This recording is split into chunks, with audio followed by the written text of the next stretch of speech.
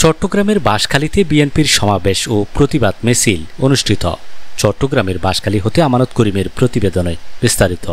সাম্রাজ্যবাদের দালাল ও দেশি বিদেশি কুচক্রী মহল কর্তৃক বাংলাদেশ জাতীয়তাবাদী দল বিএনপির জাতীয় স্থায়ী কমিটির সদস্য সালাউদ্দিন আহমেদ সহ বিএনপির জাতীয় নেতৃবৃন্দের চরিত্র হননের অপচেষ্টা ও ষড়যন্ত্রের প্রতিবাদে চট্টগ্রাম দক্ষিণ জেলা বিএনপির সাবেক যুগ্ম আহ্বায়ক মোহাম্মদ লিয়াকত আলী এর নেতৃত্বে বাঁশখালী উপজেলা ও পৌরসভা বিএনপি এবং অঙ্গ ও সহযোগী সংগঠনের উদ্যোগে আয়োজিত গণসমাবেশ ও প্রতিবাদ মিছিল অনুষ্ঠিত হয়েছে।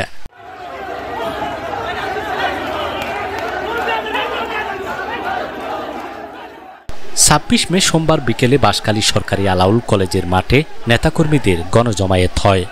এরপর প্রতিবাদ মিছিলটি সরকারি আলাউল কলেজ প্রাঙ্গণ থেকে আরম্ভ করে উপজেলা সদর প্রদক্ষিণ করে উপজেলা পরিষদের মাঠে এসে উক্ত প্রতিবাদ সমাবেশ ও গণমিছিল সমাপ্ত হয়। এতে উপস্থিত ছিলেন চট্টগ্রাম দক্ষিণ জেলা বিএনপির সাবেক যুগ্ম আহ্বায়ক মোহাম্মদ লিয়াকত আলী। প্রতিবাদ সমাবেশ ও গণমিছিল সফল করতে বাঁশখালীর বিভিন্ন ইউনিয়ন থেকে বিএনপি ও অঙ্গ সংগঠনের নেতাকর্মীরা মিছিল সহকারে যোগদান করেন।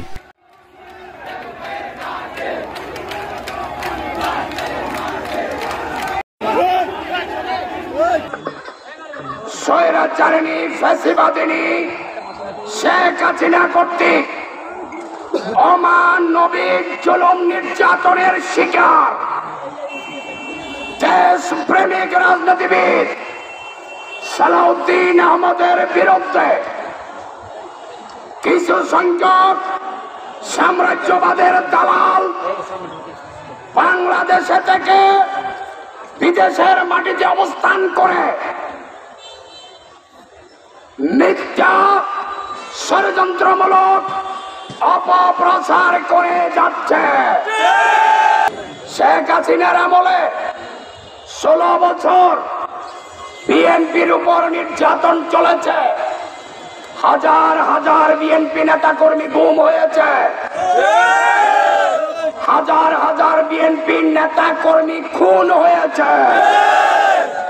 লক্ষ লক্ষ বিএনপি নেতা কর্মী জেল কেটেছে, যার কারণে হাসিনার বিরুদ্ধে একটি গণ আন্দোলনের পরিবেশ তৈরি হয়েছে,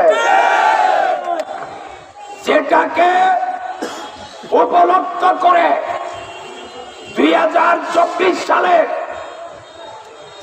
জুলাই আগস্ট বিপ্লব, জুলাই আগস্ট অভ্যুত্থান, 16 বছরের নির্যাতন নিপীড়নের ফসল। একদিনে কোনো আন্দোলন, কোনো অভ্যুত্থান সৃষ্টি হয় না। বিএনপি নেতা কর্মীরা 16 বছর নির্যাতিত হয়েছে। বাংলাদেশের মানুষের কাছে জনমত সৃষ্টি হয়েছে, ঠিক কিনা?